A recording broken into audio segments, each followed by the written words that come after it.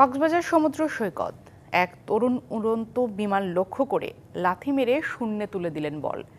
সেই ভিডিও ছড়িয়ে পড়ল সামাজিক যোগাযোগ মাধ্যমে। এ নিয়ে বিমানবন্দর কর্তৃপক্ষ সহ সংশ্লিষ্টরা বলছেন, ছড়িয়ে পড়া ভিডিও চিত্রটি মোবাইলে ধারণের কারসাজিতে মানুষের মাঝে বিভ্রান্তি ছড়িয়েছে।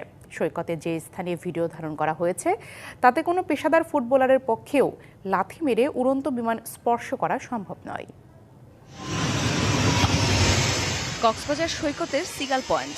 শুক্রবার এখানেই ঘটেছে নেট জগতে আলোড়ন তোলা ঘটনাটি। উড়ন্ত বিমানকে লক্ষ্য করে পর্যটকের লাথিতে ফুটবল মারার 14 সেকেন্ডের ভিডিও নিয়ে চলছে নানা কথা, বিচার, বিশ্লেষণ।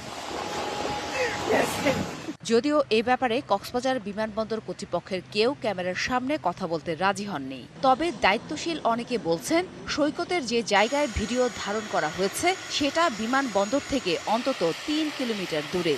তাই কোনোভাবেই লাথি মেরে উপরে ওঠা ফুটবল বিমান স্পর্শ করা সম্ভব নয়। লিলি হালাল বিউটি সোপ, বিএসটিআই কর্তৃক সনদপ্রাপ্ত দেশের প্রথম হালাল বিউটি সোপ। দীপ্তিময় উজ্জ্বল ত্বকের জন্য। কক্সবাজারে 1000 ফুট উপর দিয়েই যায়। তো একটা এই ফুটবল নিচ থেকে দিয়ে 1000 ফুট তোলা, এটা কি আদৌ সম্ভব? এটা আমারও প্রশ্ন। পৃথিবীর যে প্রান্তেরই পেশাদার ফুটবলারই হোক না কেন, কারো পক্ষে 200 থেকে 250 ফুটের বেশি উঁচুতে লাথি দিয়ে ফুটবল উপরে তোলা সম্ভব নয়। যদি উপরে এয়ারে শট মারে 200 ফিট মতো সে নিতে পারবে হয়তো, যদি একদম ভালো শুটার হয়। এর উপরে আমার মনে হয় এয়ারে নেওয়া সম্ভব হবে না। তবে কক্সবাজার সমুদ্র সৈকত এলাকার শৃঙ্খলা নিয়ে প্রশ্ন তুলেছেন অনেকে। এই ফুটবল নিয়ে আলোচনা হবে কেন? এই গুড়ি নিয়ে আলোচনা হবে কেন? এই লেজার রাইড নিয়ে আলোচনা হবে কেন? একটা আলোচনায় হওয়া উচিত, সেটা হচ্ছে যে আমাদের কক্সবাজার আন্তর্জাতিক বিমানবন্দর এটা বিশ্বমানের, এটা নিরাপত্তা সুনিশ্চিত, এটার জন্য কারো কোনো নিরাপত্তাহীনতা ভোগার কোনো সম্ভাবনা নেই। সেই প্রস্তুতিটাই গ্রহণ করা উচিত। ঘটনাটিকে মোবাইল ফোনের কারসাজি বলছে ট্যুরিস্ট পুলিশ।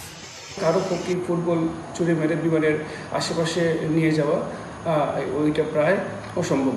আমাদের আইটি শাখা ওই বিষয়টি বিশ্লেষণ করতেছে। আমরা ওইটি করার পরে আমরা বুঝতে পারবো এই ভিডিওটি কীভাবে করা হয়েছে।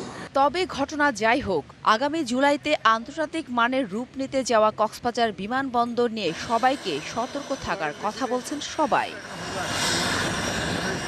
DBC news desk.